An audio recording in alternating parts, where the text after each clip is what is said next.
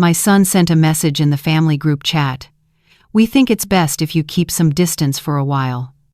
My daughter-in-law hit the like button. I replied, "Understood, I'll respect that. And I'll also stop paying the house mortgage and the monthly transfers of $5,000. That night, my phone buzzed non-stop with panicked calls. Do you know that feeling when the ground disappears beneath your feet?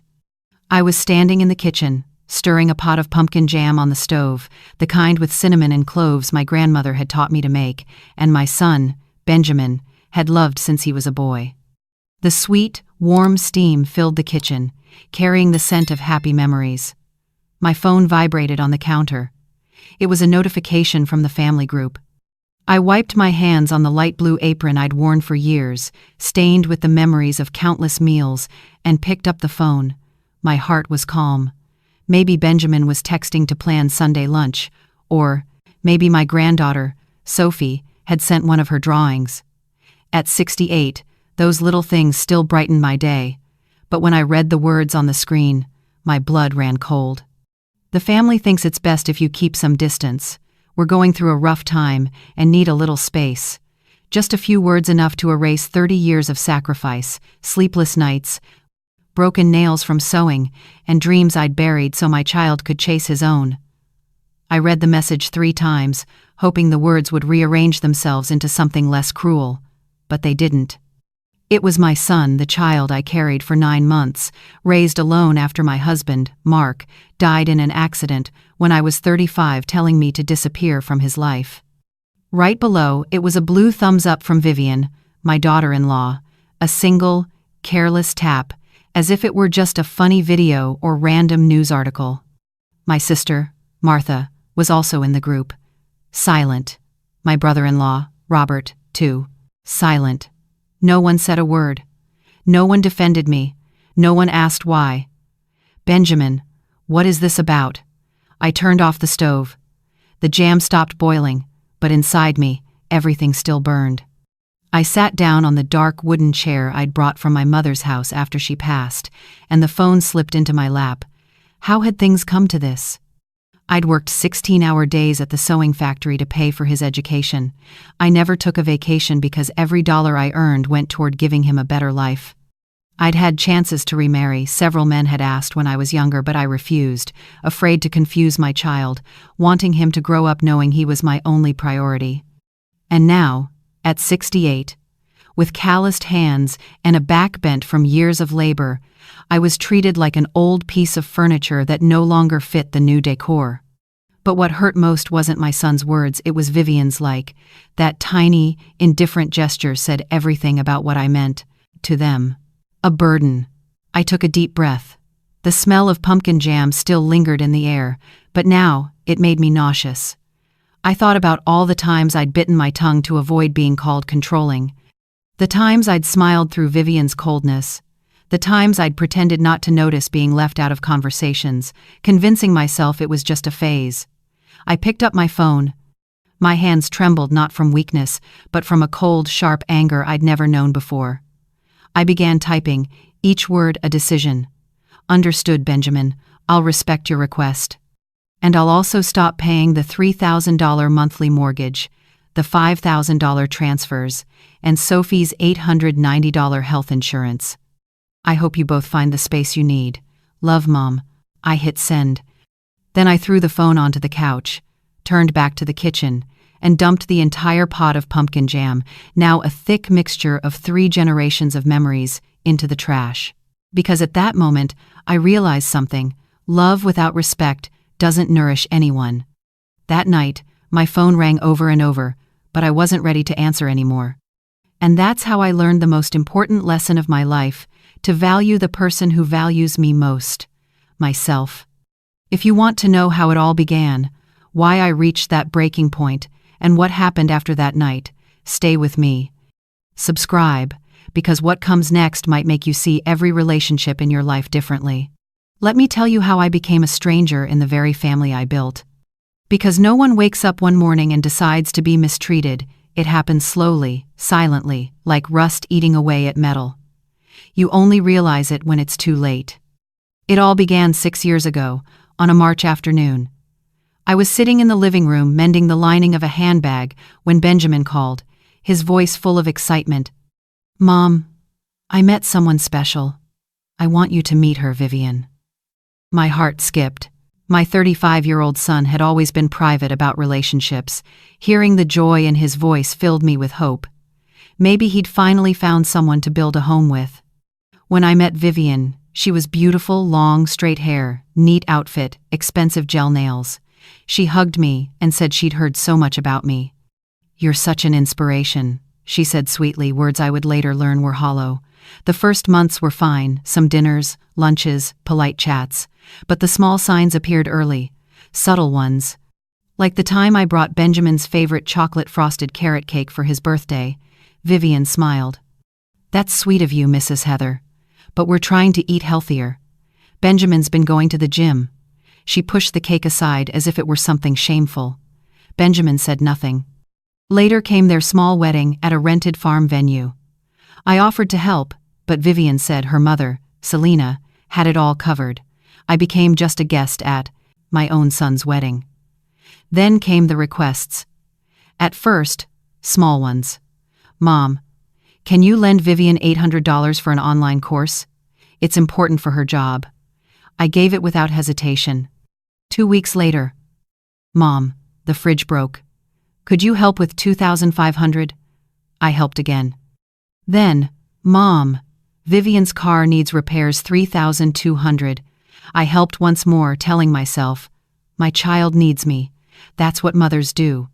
Then came the big ask. One Thursday night, Benjamin came over, looking uneasy. "Mom, Vivian and I found our dream house, 3 bedrooms, a yard, in a safe neighborhood. But we need about $95,000 for the down payment." I was stunned. That was nearly all my savings, the money from selling the small piece of land my late husband, Mark, had bought back in the 80s. My only security for old age. But when I looked into Benjamin's eyes, I saw Mark's warmth, his hope. I asked myself, what's the point of safety if you can't use it to help the people you love? I sold the land and handed him the money. Benjamin hugged me tight, called me the best mom in the world, said they'd never forget it. Vivian texted, "Thank you, Mom. You're an angel." 3 months later, they moved into the new house. Then came the first mortgage payment, $3,200 a month. Benjamin called, worried. "Mom, we're struggling.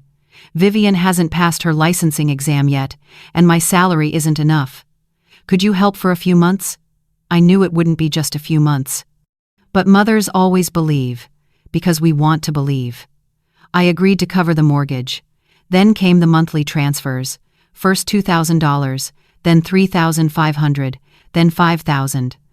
Always with the same promise, just until things stabilize. I tightened my budget, canceled my health insurance, stopped buying new clothes, ate cheaply. But I sent the money faithfully, thinking I was investing in my son's happiness. The more I gave, the more I lost. Sunday lunches became rare. "Mom, we're tired. We'll stay home." Or, "Mom, Vivian's family is visiting, maybe next week." When I called, Benjamin was always busy. "Mom, I'll call you later." He never did.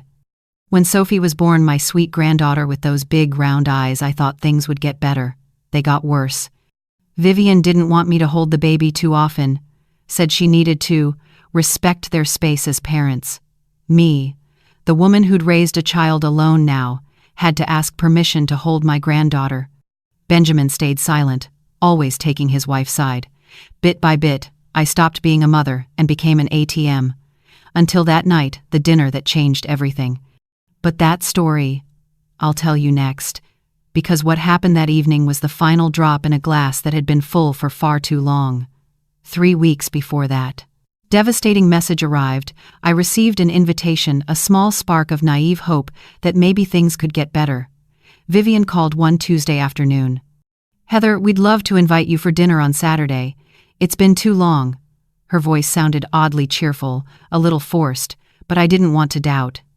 It had been 4 months since I'd set foot in their house, 4 months of "we're too busy." That invitation made me believe maybe I'd been overthinking. I spent the whole week preparing. I went to the salon, spent $45 I hadn't planned to spend, but I wanted to look nice. I chose the teal silk blouse Benjamin once said looked beautiful on me. I bought a $68 bottle of wine because Vivian was always posting about wine online. Then I baked my special lemon pie, not just a dessert, but a memory. When Benjamin was 7, he caught pneumonia and stayed in the hospital for 3 days. I promised him that when he got better, I'd make the best lemon pie in the world. That afternoon, I stood in the tiny kitchen of our old apartment, whisking egg whites with a fork because we didn't own a mixer. When Benjamin took the first bite, his eyes lit up. "Mom, this is the best thing I've ever eaten." Since then, whenever he was sad or anxious, I made that pie. Saturday night, I arrived at their house right at 7 p.m., holding the pie carefully in both hands, my heart beating faster than usual. Vivian opened the door wearing pink, fluffy slippers. She hadn't even changed sweatpants, loose t-shirt, hair in a messy bun. "Hi, Mrs. Heather. Come in." No hug, no genuine smile. I stepped inside. The house smelled of takeout pizza boxes stacked on the counter. Pizza. They'd invited me to dinner and ordered pizza. "Sorry, we've been busy, didn't have time to cook," Vivian said without looking up, then went back to scrolling on her phone. Benjamin came out from the laundry room, drying his hands. "Hey, Mom." A quick, cold kiss on the cheek. "Make yourself comfortable." I stood in the living room, holding the pie and the wine, feeling out of place. Sophie was playing with her dolls on the floor. When she saw me, she ran over. "Grandma." My heart softened. At least someone was happy to see me. "Sophie, come here. Let Grandma sit," Vivian said flatly. I put the pie in the fridge. No one said a word. No thank you, no compliment. It just sat there, invisible. We ate, or rather, they did straight from the pizza boxes. I forced down 2 small bites. The air was heavy.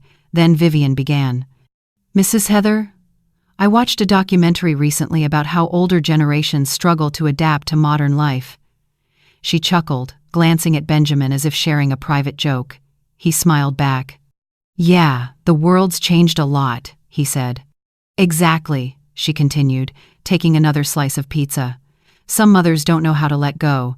They're emotionally dependent, thinking their kids owe them constant updates, constant presence." My stomach tightened. She was talking about me, even without saying my name. "It's suffocating," Vivian said now, meeting my eyes. "Every couple needs their own space and privacy. You can't have people coming in and out, interfering all the time." I swallowed hard. I'd never wanted to interfere. "No one's talking about you specifically, Heather," she added with a fake smile. "But it was about me." Every word hit like a stone. Benjamin said nothing, no defense. Just nodded and kept eating. The evening dragged on. I tried to play with Sophie, but Vivian said it was bedtime. I offered to help clean up, but there were only a few empty boxes, and Vivian said she had it handled. At 9:30 p.m., I stood to leave. No one asked me to stay. "Oh, wait, Mom," Benjamin said, as I reached the door. My heart lifted for a moment, thinking he might hug me or apologize for the awkward night. "Did you transfer the money this month? The mortgage is due tomorrow." Money. It was all about money. "I transferred it on Friday," I said, feeling something break inside my chest. "Oh, great. Thanks, Mom. Drive safe, okay?" I walked out, got into my car, didn't cry, just sat there with my hands on the steering wheel, staring at the lit-up house, the house I had paid for, and wondered when I stopped being welcome there. I drove home, feeling hollow. As soon as I stepped inside, I opened the fridge. I had saved 1 slice of lemon pie for myself. I ate it standing in the quiet kitchen, but it didn't taste the same anymore. Because now I understood. It doesn't matter how much you love or how much you give, if there's no respect on the other side, it all turns into scraps of affection. 2 days later, something happened that turned my pain into a decision. It began when I heard something I never should have heard. There are words that, once they reach your ears, carve themselves into your memory like scars that never heal. 2 days after that awful dinner, I woke up thinking about Sophie. My granddaughter was about to turn 6, and I had spent the whole month sewing her a doll. Not a store-bought one, but a special one stitched by my own hands, wearing a blue floral dress just like the one I'd worn on my first day of school.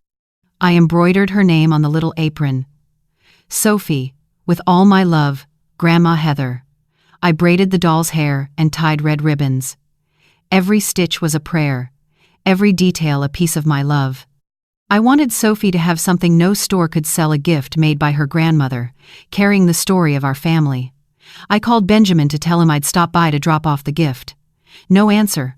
I called Vivian. No answer either. I sent a message. It showed, read, but no reply. I decided to go anyway. I arrived around 2 p.m., the time Sophie usually got home from school. I only meant to leave the gift and go, no, need to see anyone, if they were busy. When I got there, the gate was slightly open, probably the gardener forgot to close it. I walked to the front door, holding the pink-wrapped present, and rang the bell. No one came. I rang again. Still nothing.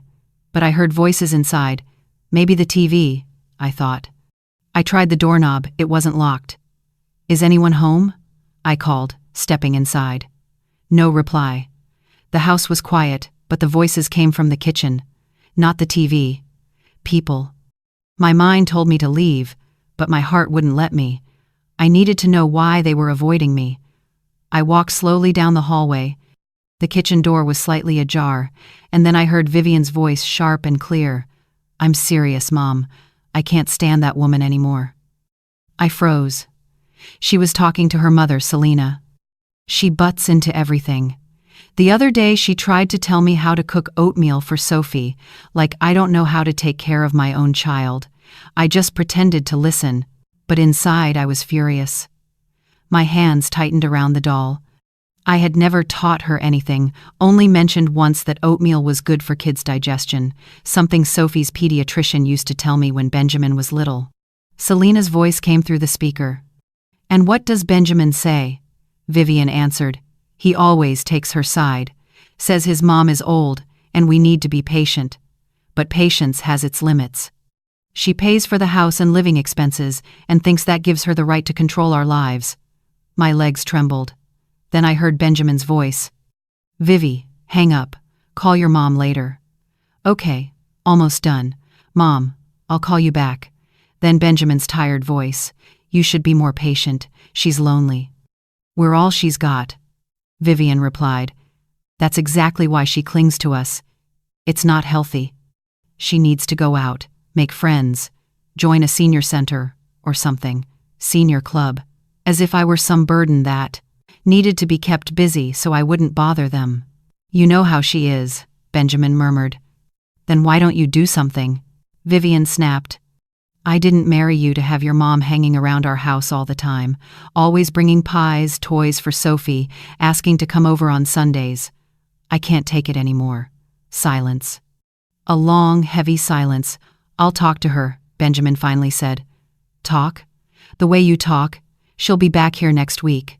Vivian laughed dryly. I know she pays for things, she's not stupid. But that doesn't mean she gets to control us. Honestly, she's the one weighing us down, not the other way around. Without us, what would she even do? Sit alone in that old apartment, counting her money? A burden. Those two words exploded in my chest. Me, the woman who had worked since she was 15, raised a child alone, sold everything she had to help them, now reduced to a burden. Don't say that, Vivi, Benjamin said softly, weakly. But he didn't defend me. He only asked her not to say it, not because she was wrong. I'm just being honest, Vivian said, opening the fridge, the door creaking. We need to do something. Either she understands and keeps her distance, or what?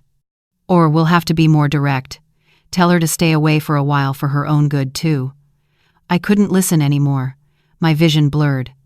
I stepped back, clutching the doll to my chest like a shield, and walked out the same way I'd come in, unseen, unwanted, unloved. I got into my car, shut the door, and only then did I collapse. I cried harder than I had since the day I buried Mark. I cried for a kind of pain no medicine could cure, the pain of realizing you no longer mean anything to the people you love more than life itself. The doll lay in my lap, with its blue floral dress, braided hair, and the embroidered words, "Sophie, with all my love, Grandma Heather." I took that doll back home. It never reached my granddaughter's hands. For the next 3 days, I locked my door and lived in silence, letting a part of me die, the part that still believed I had a place in that family. But you know, when something dies inside you, sometimes something else is born.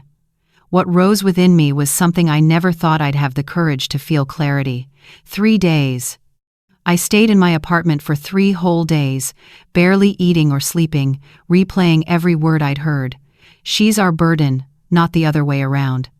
The first day, I only cried. I cried until no tears were left, until my throat burned, until my eyes were so swollen I could barely open them. I ignored every call from Martha, every text from the church group, the whole world. By the second day, anger took over.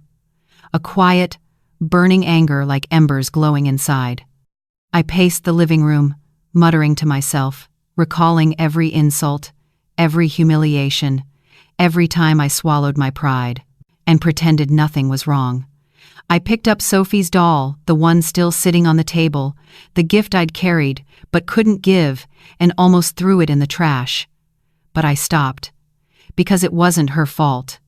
The fault didn't lie with a 6-year-old child, but with the adults who had forgotten what gratitude meant. By the 3rd day, something changed. I woke before dawn. Even though I hadn't slept, my mind was strangely clear. I walked to the bathroom and looked at myself in the mirror. What I saw startled me. A 68-year-old woman stared back, deep lines around her eyes, tangled gray hair, slumped shoulders. But it wasn't age that scared me, it was the expression. Resignation, defeat.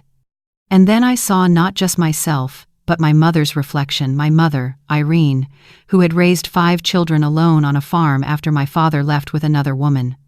She worked until her hands cracked, her back bent from labor. Once, before she died, she told me, "Heather, never let anyone make you feel small. You are the backbone of your own life, and a backbone can either break or stand tall. You decide." I looked deep into that mirror and chose to stand tall. I left the bathroom, sat at the kitchen table, and opened the old laptop Benjamin had given me 5 years ago, saying I needed to learn how to live in the digital age. I turned it on, my hands trembling not from weakness now, but from determination.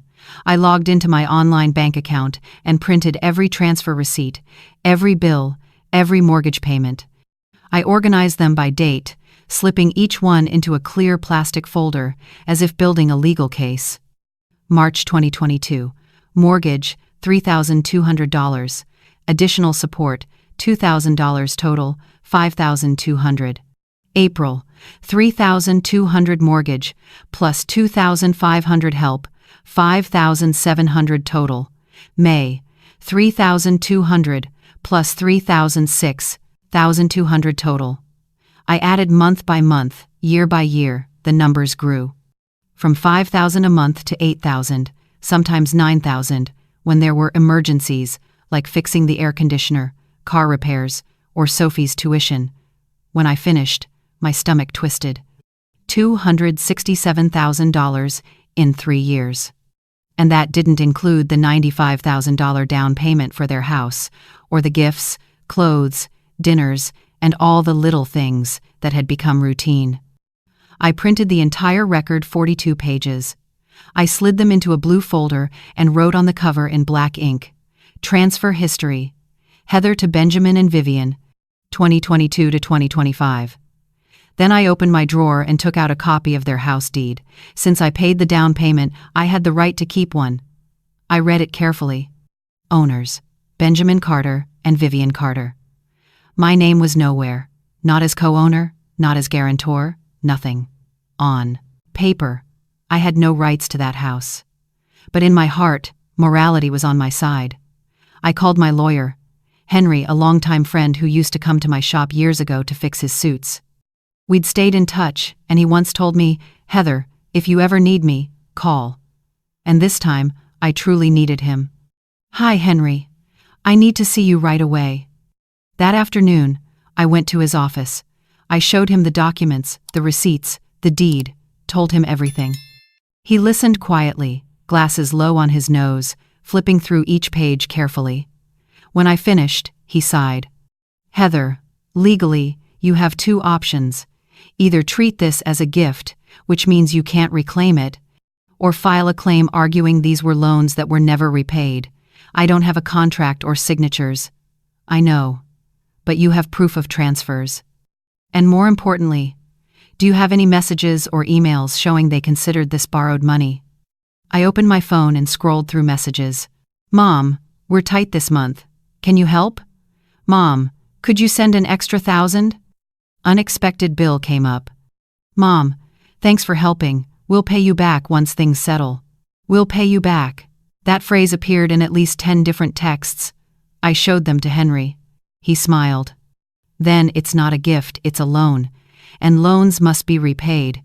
We spent the next 2 hours finalizing the documents. Henry said frankly, "You could sue, but it would be long and exhausting. Or you could do something simpler, stop paying. There's no contract forcing you to continue. The house is in their names, not yours. If you stop, what can they do? Nothing. At worst, they could accuse you of breaking a verbal agreement, but with these texts, you can show they're the ones who broke their promise to repay. You're in a stronger position than you think." I left Henry's office with the blue folder in hand and a certainty in my heart. I wasn't a burden. I was the porter's siding, foundation. And when a foundation is mistreated, it can be removed. In the days that followed, I organized everything, took photos of every piece of evidence, saved all the messages, preparing as if setting up a chessboard. I knew I was about to make my final move. But before acting, I had to wait. Because I knew Vivian wouldn't stay quiet. She'd push back, and Benjamin, weak as always, would follow. I just didn't expect it to happen so soon. 5 days after meeting with Henry, my phone buzzed. A notification from the family group. That's when everything began to change. That afternoon, I was sorting my sewing supplies, thread spools by color, buttons by size, needles tested one by one. The task calmed me, hands busy, mind focused. Since meeting Henry, I'd been sleeping better, not because the pain was gone, but because now I had a plan. And action, I'd learned, was the best medicine. The phone sat beside a spool of white thread. When it buzzed, I didn't rush to check. Probably an ad, or maybe Martha sending another cooking video, but it buzzed again. And again. I finally looked. It was from the group Carter Family, the one Benjamin had created when Sophie was born, to keep everyone connected, though no one ever really talked there, just birthday wishes and flower photos. I read the message. "We think it's best if you keep some distance for a while. We're going through a difficult time and need some space. Thanks for understanding." I read it once, then twice, then 3 times. The words blurred before my eyes. And I felt something strange in my chest, not pain, not anger, but disbelief mixed with relief. Relief, because at last they had shown their true faces. Right below Benjamin's message was Vivian's blue thumbs up, as if reacting to a weather post, not a message kicking me out of their lives. I looked at the list: Martha, Robert, cousin Helen. No one said anything, just silence, the cowardly kind of silence, from people who witness cruelty and pretend not to see. I set the phone down, took a deep breath, my hands no longer trembled. I stood up, walked to the kitchen, poured a glass of water, and drank slowly. Outside the window, the afternoon sky was clear and bright, the kind of day that tricks you into thinking the world is still okay. But it wasn't okay anymore. And it never would be again. I went back to the table, picked up my phone, and began typing. Every word was a deliberate choice, every comma a brick in the wall I was building between them and me. "Understood, Benjamin. I'll respect your decision. And I'll also stop paying the house mortgage, $3,200 a month, along with the $5,000 in monthly transfers and the $890 for Sophie's health insurance. I hope you both find the space you need. Love, Mom." I read it 3 times to make sure every sentence was clear, polite, and impossible to argue with. Then I hit send. 2 blue check marks appeared instantly. I switched my phone to silent mode, flipped it face down, and went back to my sewing box, threading a blue string through the needle. My hands were steady, my heart calm. For the first time in 3 years, I was doing something for myself. 15 minutes passed, then 30, then 60. By 7 p.m., I made a simple dinner cheese omelet with tomatoes. I sat at the kitchen table, eating in silence, chewing slowly, savoring every bite. I didn't turn on the TV or play music, just silence. And that silence didn't feel heavy or lonely. It felt light, like freedom. Later that night, I took a shower. My phone was still in the living room, screen down. Under the warm water, I felt like I was washing away 3 years of humiliation and confinement until all that was left was me, a new Heather, who finally understood her worth. After drying off, I took my time applying lavender lotion, the kind I always bought but rarely used, because I wanted to save it. I put on my most comfortable pajamas. It was close to 11 p.m. when I went back to the living room and saw the phone. It was vibrating nonstop, sliding back and forth across the table from all the incoming notifications. The screen lit up, then went dark, then lit again like a frantic heartbeat. I picked it up. 47 missed calls. 23 from Benjamin. 15 from Vivian. 9 from unknown numbers, probably them calling from different phones once they realized I wasn't answering. Then came the messages. God, so many messages. Benjamin. Mom, I need to talk to you right now. Mom, please answer. Mom, don't do this. Mom, I didn't mean it that way. Mom, we need to talk. It was just a misunderstanding. Then Vivian. Heather, this must be a misunderstanding. We only asked for some time. We didn't mean for you to stop helping. Can we talk calmly in the morning? Benjamin again. Mom, please, pick up the phone. Mom, we can't pay the mortgage without your help. Mom, please don't do this to us. I sat on the couch, reading each message slowly, tasting the bitter sweetness of the moment. Sweet, because they finally had to face reality. Bitter, because all they cared about was the money, not the mother they had rejected, not the grandmother they'd pushed out of her granddaughter's life, not the woman who had sacrificed everything for them, but the $8,200 that would no longer land in their account each month. I didn't reply to any of them. Instead, I went to my room, took out the blue folder Henry, my lawyer, had helped me organize, filled with every receipt, and placed it on the coffee table, right where it couldn't be missed. I wrote a small note in blue ink, my handwriting steady. As you asked, I'll stay away. Please respect my decision, as I have respected yours. Don't knock, don't call. When I'm ready to talk, if I ever am, I'll reach out. Heather. I folded the note and slipped it into my purse, because I knew they'd come. And I was right. The next morning, around 8:30, the doorbell rang non-stop for 20 minutes straight. I was sitting in the kitchen, eating buttered toast and sipping coffee, listening to the relentless sound echo through the apartment, and for the first time in years, I smiled. Because if someone demands space, they need to learn how to live in it. The bell rang for the 17th time. Yes, I counted. I sat at my small table, biting into toast with strawberry jam, drinking my coffee slowly, listening to the bell like it was a song. Between the rings, I heard Benjamin's voice. Mom, I know you're in there. Please open the door. Then Vivian, trying to sound calm. Heather, we just want to talk. It doesn't have to be like this. It doesn't have to be like this.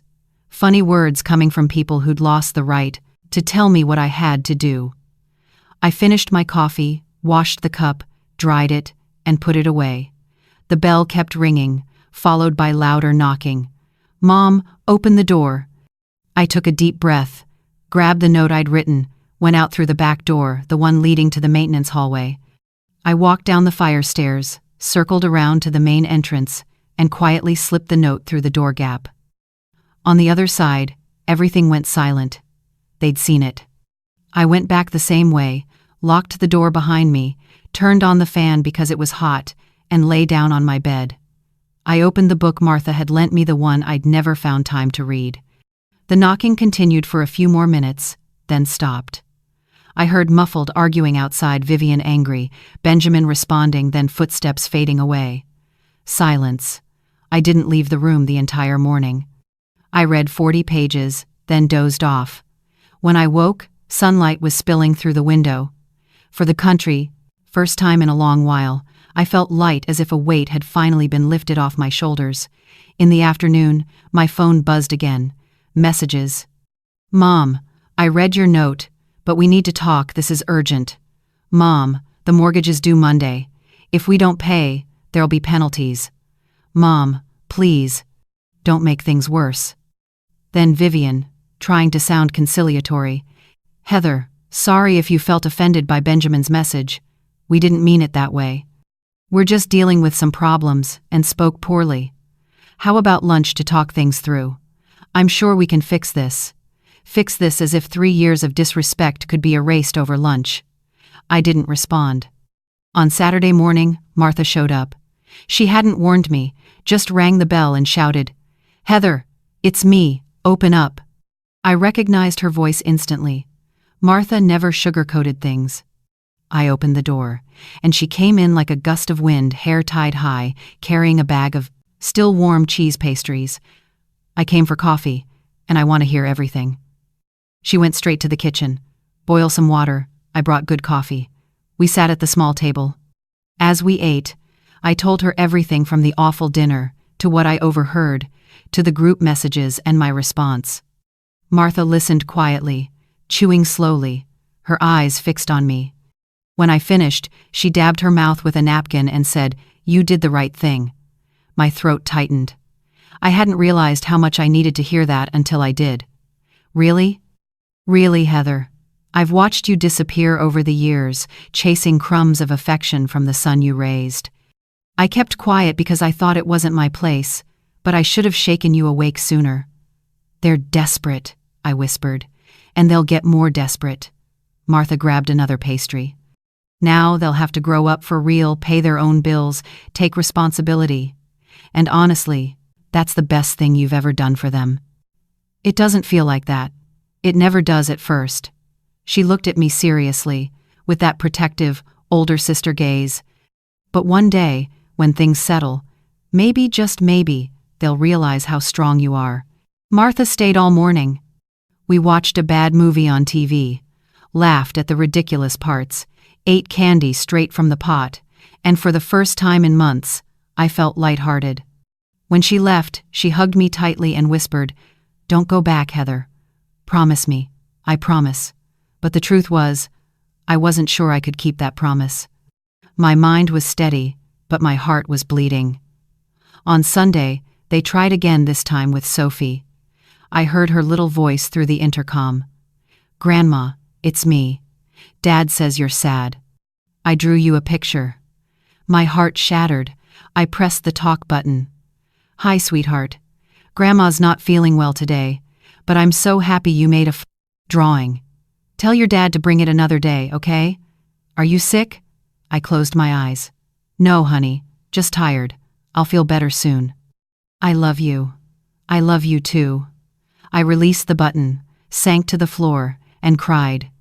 Some right decisions still hurt like mistakes, and staying away from my granddaughter, even when it wasn't my fault, was one of them. But I couldn't weaken. Not now, after coming this far. Monday, the mortgage was due, and that night I received Benjamin's longest message yet. Mom, the payment's late. I tried to get a bank loan, but they declined. Vivian's panicking. Sophie keeps asking about you, and I don't know what to say. Mom, I know I was wrong. I hurt you, but please don't let us lose the house. Don't do this out of pride. I'm begging you. Pride? I typed slowly. It's not pride, Benjamin.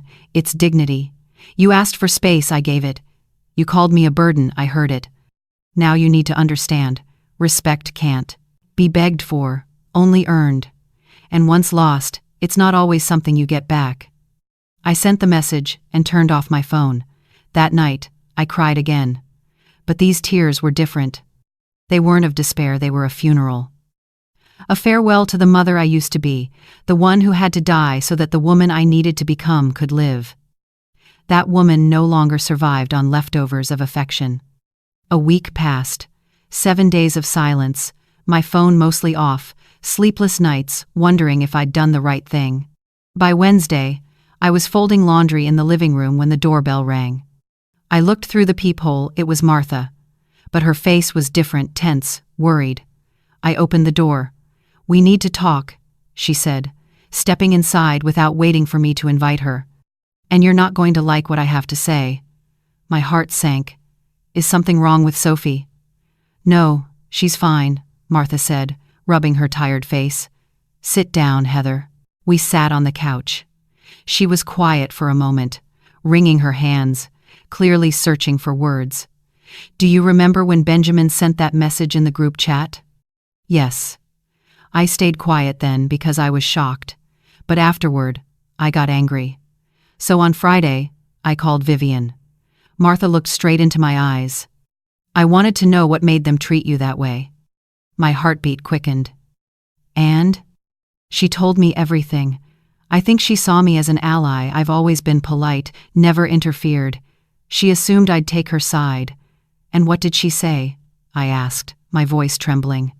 Martha took a deep breath before answering. She said that whole sensitive time excuse was a lie. There was nothing going on, just a plan. My blood ran cold.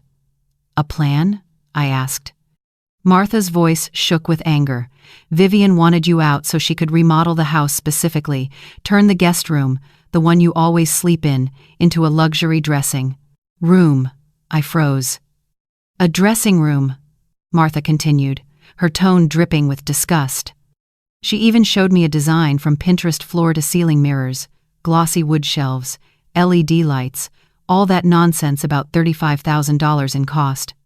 She said, and I quote, "You can't renovate with your mother-in-law always around. She'll meddle, complain, drive us crazy. Better to cut her off for a while." My throat closed up. Cut off. They spoke about me like I was a weed to be uprooted. Martha gripped my hand, fury in her eyes. But this next part is what really made me want to slap her. I looked up. "What?" She said, "You're too clingy, that you can't leave them alone, always wanting to visit every weekend, always inserting yourself into their lives." And then she added, "But we still need her money, so we'll find a way to keep the cash flowing without having her around." Those words hit my chest like bricks. Keep the money, but not me, as if I were a faucet they could turn on or off, just without the sound of dripping water. I whispered, "She really said that?" Martha nodded. "Every word." "That's not all," she added, pulling her phone from her purse. I started getting suspicious because they kept saying they were broke, but she kept posting pictures of fancy restaurants, new clothes, salon visits. Martha handed me her phone. It was Vivian's Instagram page. A photo of a sushi dinner spread, captioned, "Friday night celebration." Scroll down, a picture of Vivian smiling, holding a designer handbag, "Treating myself." Another one of her and Benjamin at a bar, colorful cocktails in hand. "Date nights are sacred." All of that within the last 2 months, Martha said, while they claimed they were struggling. I did some quick math. That restaurant, at least $400 for 2 people. The purse, I recognized the brand, no less than $2,500. Each outing must have cost $600 to $800. All of it, my money, I whispered. "They've been spending my money." "Exactly," Martha said. "And here's more." She showed me another photo, Vivian at a furniture store holding fabric samples. The caption read, "Choosing details for a dream coming true." I swallowed hard. "The dressing room." "Exactly," Martha said. "She'd planned it long before pushing you out." "How do you know all this?" I asked. "Because I listened to what she didn't say," Martha replied, putting away her phone. I asked if they needed financial help, if they were in trouble. She laughed and said, "Not really, just some adjustments." "Adjustments," I repeated. The same woman Benjamin said couldn't afford the mortgage claimed she just needed to adjust. My blood boiled. Everything was calculated. Not anger, not misunderstanding, cold, deliberate manipulation. Martha hesitated, then added, "There's more, and it's going to hurt. Tell me, Benjamin knew all along." My heart clenched. "What?"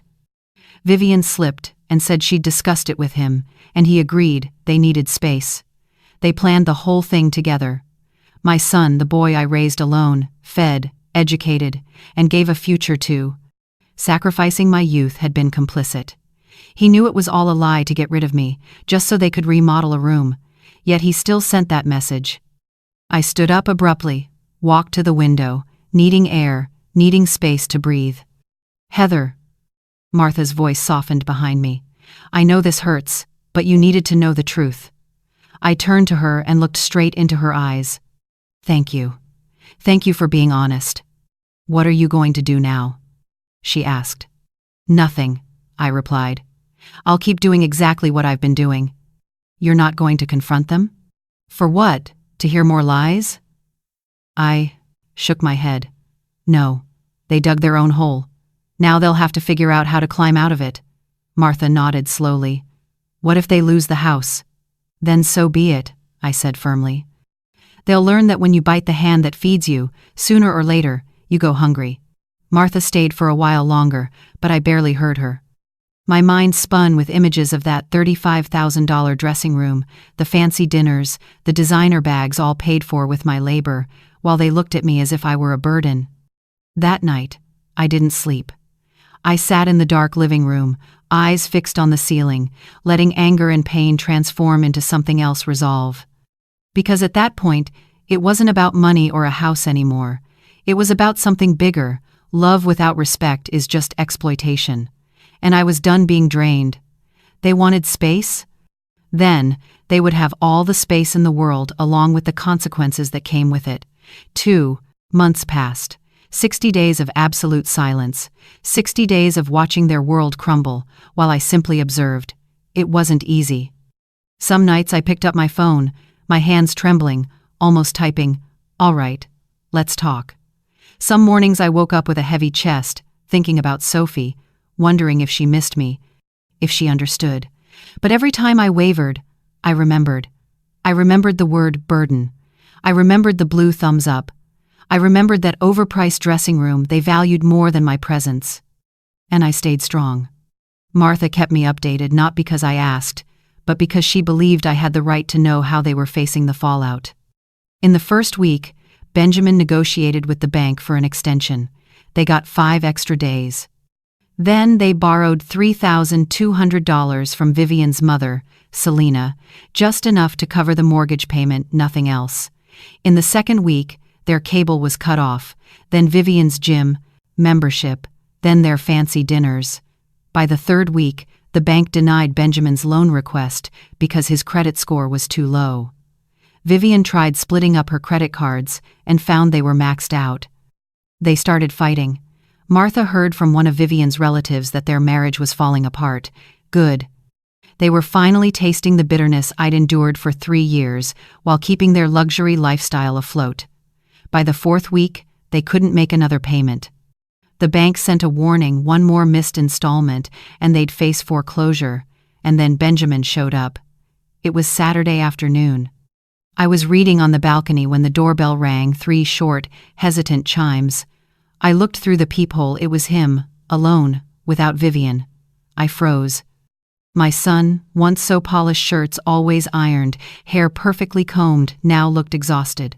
Dark circles, unshaven face, wrinkled clothes. He looked 10 years older than he had 2 months ago. Something deep inside me stirred the instinct of a mother, the urge to protect, to embrace. But I didn't open the door. I stood still, watching through the frosted glass. He pressed the bell again, then rested his forehead against the door. "Mom, I know you're in there. Please, just listen to me. I messed everything up. I know I did. I have no excuse. Vivi and we're not okay. She blames me. I blame her. And in the middle of it all is Sophie, asking, 'Why doesn't Grandma come anymore?'" At the sound of my granddaughter's name, my heart clenched. "We missed another mortgage payment. The bank's going to take the house. Mom, I've lost everything. I don't know what to do anymore." He went silent for a moment. "I know I don't have the right to ask for anything. I treated you terribly, but you're all I have, Mom. I was too stupid to see it sooner." Tears streamed down my face, but I didn't open the door. Because I knew there was a line between forgiveness and allowing myself to be used, and I wasn't sure where I stood on that line. "All right," he said softly after a long silence. "I understand. I just wanted you to know that I'm truly sorry." I listened as his footsteps faded, the elevator door closed, and only then did I collapse to the floor, sobbing. As much as it hurt to see my son broken, as much as my mother's heart bled, there was still a quiet voice inside, whispering, "He needs to learn. He has to understand the cost of what he's done." A week later, Martha called. "They're getting divorced." I gripped the phone tightly. "What?" "Vivian's the one filing. She says she can't take the pressure anymore. Blames Benjamin for ruining things with his mother, the woman who paid for everything. She said she didn't marry him to live in misery." My stomach twisted. "And Sophie?" "Half the time with Benjamin, half with Vivian. As for the house, they're being forced to sell. The bank gave them an ultimatum: either pay everything they owe plus about $15,000 in penalties, or it goes to auction. $15,000, nothing compared to the $267,000 I had poured into that place. And Benjamin, he's completely shattered. According to Vivian's relatives, he's still in the house, barely getting out of bed, took a leave from work due to depression." I hung up and stared at the wall. My son was falling apart. A part of me wanted to run to him, to hold him, to say I'd fix everything. But another part, the one that had learned self-respect, whispered, "You can't save someone who doesn't want to save themselves. You can't love for them." I lived in that tug of war for days, until one Thursday night, my phone lit up with a new message. It was from Benjamin, but it wasn't his voice.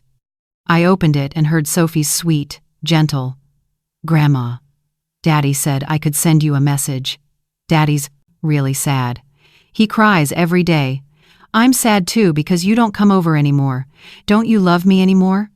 The world stopped. "Don't you love me anymore?" A 6-year-old child, thinking she'd done something wrong, that her grandma stopped loving her. That night, after 2 months of silence, I called Benjamin. He picked up immediately. "Mom?" His voice cracked, full of hope. "Let's talk," I said. "At my house, not yours. Tomorrow afternoon, 3 o'clock. Come alone. I'll be there." "Thank you, Mom. Thank you for—" I hung up before he could finish. I'd listen, but this time it would be on my terms, in my home, under my rules. If he wanted a second chance, he'd have to earn it, because a mother's love may be endless, but self-respect is not negotiable. I had learned, in the hardest way possible, that once respect is gone, even the deepest love becomes a chain, and I had chosen freedom. Now, it was time to see if he would choose responsibility. Friday afternoon, right at 3 o'clock, the doorbell rang. I was sitting in my sewing chair, hands folded on my lap, back straight. I had rehearsed this conversation dozens of times in my head the night before. I knew what I would say, how I would say it, and most importantly, what I would no longer accept. I opened the door. Benjamin stood there, holding a paper bag. I recognized the smell: pumpkin bread, the kind I used to bake for him. "Hi, Mom," he said softly, his voice shaking. "Come in." He stepped inside slowly, as if walking into sacred ground. He looked around the room where he'd grown up, at the photos on the wall, the couch where we used to watch movies together. "Sit down." I pointed to the chair across from me. He set the bag on the table. "I tried making it like you do, but it's probably not as good." "Benjamin," I interrupted calmly, "the pumpkin bread isn't why you're here." He swallowed hard. "I know." "Then say what you came to say." He took a deep breath, hands trembling. "These past 2 months have been hell, Mom. Not because of losing the house or the money, but because I realized what I did to you. When everything fell apart, Vivian showed her true self. She blamed me, said I was weak, said I should have kept you close, like you were an investment I'd mismanaged. I stayed silent, letting him speak. That's when I understood she never respected you. And worse, I let it happen. I saw her belittle you, mock you, push you away, and I did nothing. Why? My voice was cold. Why is it easier to be complicit than to defend? He bowed his head. Because I was a coward, Mom. You raised a strong man, but I chose to be weak. The air between us grew heavy. When I sent that message, I thought I was being mature, independent.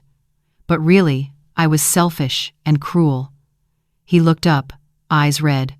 Because pushing you away was easier than standing up to Vivian. And what about the dressing room? I asked. $35,000 for that luxury nonsense while claiming you couldn't afford to live. His face went pale. You know about that? I know everything, Benjamin. The design plans, the fancy restaurants, the designer handbags. I know you spent every cent I sent while lying about struggling. He covered his face and sobbed, not the restrained cry of a grown man, but the raw, broken sound of a child. I'm sorry, Mom.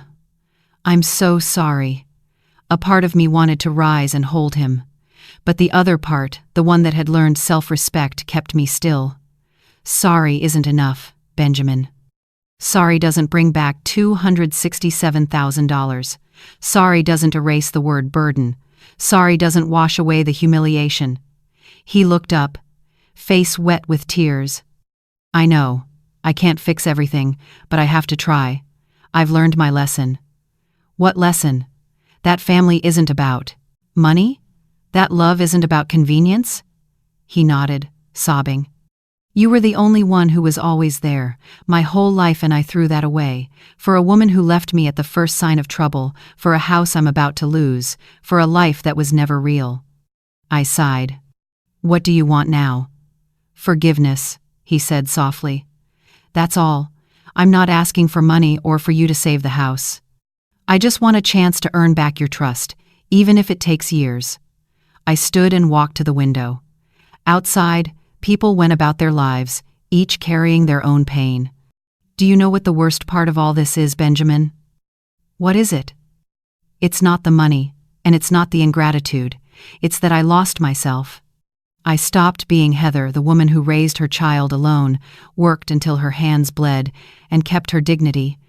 I became Benjamin's mom, someone who existed only to give, to serve, and to disappear when no longer needed. But when you pushed me away, I found myself again. Tears still ran down his face. I continued. I started painting again, going out with friends, eating alone at restaurants for the first time in my life, and I found it pleasant. I bought new dresses, read 4 books, took a trip to the beach with Martha. I lived, Benjamin. For the first time in years, I truly lived without worrying who needed me, without saving a few $100s to send you. Mom, I'm sorry. I forgive you, I said, and I saw relief soften his face. But forgiveness doesn't mean forgetting, and it doesn't mean everything goes back to the way it was. I understand. I'm not sure you do. I turned back to the table and sat down. I have a proposal. Non-negotiable. Over the past 3 years, I've spent $267,000 plus $95,000 for the down payment on the house. That's a total of $362,000. I want a contract acknowledging that debt. Mom, I can't pay that much. Let me finish. My tone stayed calm. You'll repay 60% over 5 years, about $217,000, which means roughly $3,620 a month. If you manage that, the debt is settled. If not, the house will be sold, and I'll take my share. The remaining 40% I'll forgive as a gift if you keep your word. He went quiet, thinking. I continued. I want to see Sophie again, but on my terms. Whenever she wants to visit me, not when someone decides it's appropriate. I won't accept love that's conditional anymore. She really loves you. She asks about you every day. Then let me love her without interference, without control. All right. And finally, I said, I won't support you financially anymore. You're 35, Benjamin. It's time to stand on your own. If it's a real emergency, health or safety, I'll help. But restaurant meals, handbags, home repairs, you handle those yourself. He nodded, swallowing hard. I accept everything. Good. Meet with Henry on Monday. He's prepared the contract. You'll sign it, and then we move forward. He stood, exhausted but somehow lighter, as if a weight had been lifted. Mom, can I hug you? I hesitated, the wound still fresh, but then I opened my arms. He hugged me tightly, the kind of hug a lost child gives when they finally find their way back, clinging to a lifeline. "I'll do it right this time, I promise." "I hope so," I said quietly. "Because this is your last chance." 6 months have passed since that day. Benjamin signed the contract. He couldn't keep the house, so he sold it. From the sale, he paid me part of what he owed, $140,000. The rest he's paying gradually, $2,500 a month. Sometimes late, but still, paying. He moved into a smaller, simpler apartment. Sophie lives with him during the week, and she actually seems happier, less tension, fewer fights. Vivian disappeared. She remarried, this time to a wealthy man. Benjamin and I have lunch together once a month. He calls every week, not asking for money, just checking in, sometimes asking for advice, and I give it when I feel it's right. And Sophie, she sleeps over at my place every Saturday night. We bake cookies, watch movies, sew dolls.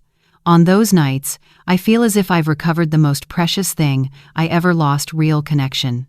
Last week, she asked me, "Grandma, why don't you come over anymore?" I sat down, held her small hand, and told her the truth gently, in a way a 6-year-old could understand. Because sometimes, sweetheart, we have to stay away from people who don't treat us well, not out of anger, but out of love for ourselves. What about now? Now, everything's okay. Because your dad has learned that love means respect, and I've learned that I can still be happy on my own. Today, as I write this, I'm sitting on my apartment balcony. There's a new painting on the wall, one I painted in art class. It's not perfect, but it's mine, and that's enough. After nearly 69 years of life, I've learned one thing: unconditional love doesn't mean accepting unconditional disrespect. You can love someone deeply and still say no, still set boundaries, still choose peace for yourself. I've forgiven my son, but I'll never again become the mother who forgot herself and lived on scraps of pity. Because I've learned, love without respect is a prison, and I've chosen freedom. And what about you? Have you ever had to set a boundary, even when it broke your heart? Share your thoughts in the comments. Your story might give someone else the courage to love the right way. And if you'd like to keep hearing stories about love, family, and the lessons life teaches us, stay with me. Let's keep walking this journey together, learning how to love without losing ourselves.